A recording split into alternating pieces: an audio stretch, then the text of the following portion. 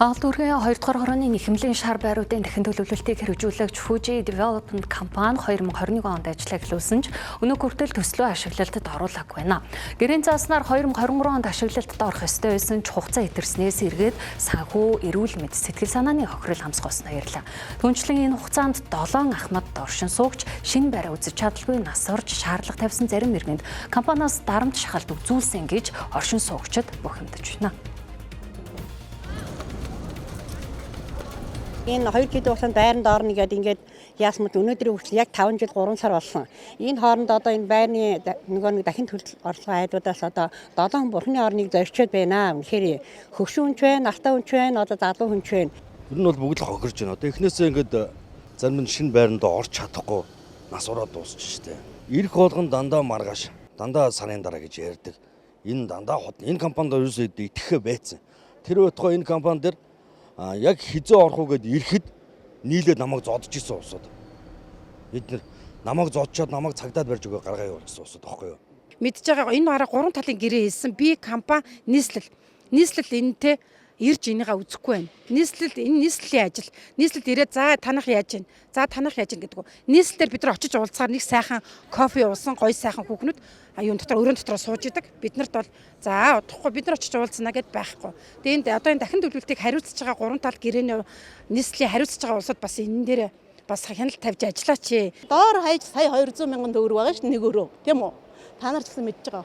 Гэтэл энэ хүмүүс чинь сая дөнгөж 400 мянган төгрөг, цаана 800 мянган төгрөг бүтэн 3 жил ингээд хэдэн төгрөг гарахгүй 3 жилээр бодоод үзэхдээ Барилга ашиглалтанд орох хугацаа хойшлох тусам иргэд түрээсийн байраар дамжин суусаар өнөөдрийн байдлаар нэг өрх дунджаар 50-аас 70 сая төгрөгийг зөвхөн түрээсийн төлбөрт зарцуулжээ. Маргаан зөвхөн шинэ байраа хүлээх 66 өрхөөр хязгаарлагдахгүй захиалга өгсөн 77 иргэний хувьд анх тохирсон орон сууцны нэгж талбай үнийг үндэслэлгүйгээр нэмсэн зэрэг асуудал үүссэн байна. Дахин төлөвлөлтийн ажлыг 2021 онд эхлүүлэхдээ нийслэл Fuji Development хязгаарлагдмал хувьцаат компани болон иргэд 3 талт гэрээ байгуулжээ. Гэвч барилгын ажил удаашарч иргэд тодруулах бүрд компаниас улсын комисс түлээлгэн өгөхөөр ажиллаж байна гэсэн тайлбар өгсөөр олон жил өнгөрчээ.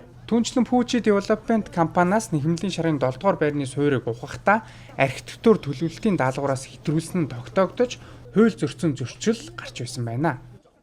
Ох зогсоогүй үргэлжлээд явж байгаагийн хувьд бол явж байгаа. Дээрээс нь энэ яг нь айлууд ингээд Иламигээд байгаа бид чинь нийт 66 айл чинь 50% нөхч гэдэг чинь өөрөө төсөл нь өөрөө нэлээд бас одоо манай юу гэдэг компани зүгээс бол бас нэлээд бас өөрсдийн хөрөнгө оруулалт хийж байгаа тийм төсөл байхгүй юу? Ер нь бол. За улсын онцгой комисс гол нь хизээ хүлээл гэж өгөөд одоо ерөөсөө энэ иргэдэд яг тэр зүйлийг хэлчмээр байгаа байхгүй. Яг хизээ ашиглалтанд оруулах юм мэдээж баттай чанартай юм хийсэн бол улсын онцгой комисс шууд хав гээл хүлээгээд авчих шүү дээ тийм үстэй. Тэгэхээр яг хизээ энэ орох юм бэ гэдгийг энэ бас одоо комиссийн хүсэлтийг өгөх гээд бид бичиг баримтын бүрдэл дээр ажиллаж байна. 3 талт гэрээний үүрэг хүлээсэн нийслэлийн холбогдох албаныхан иргэдийн гомдол шаардлагад танаа баригдаж байгаа гэх ерөнхий тайлбар өгдөг байна. Энэхүү асуудлыг бодитоор шийдвэрлэхгүй хариуцлагагүй хандаж байгаад оршин суугчид гомдолтой байгаагаа илэрхийллээ.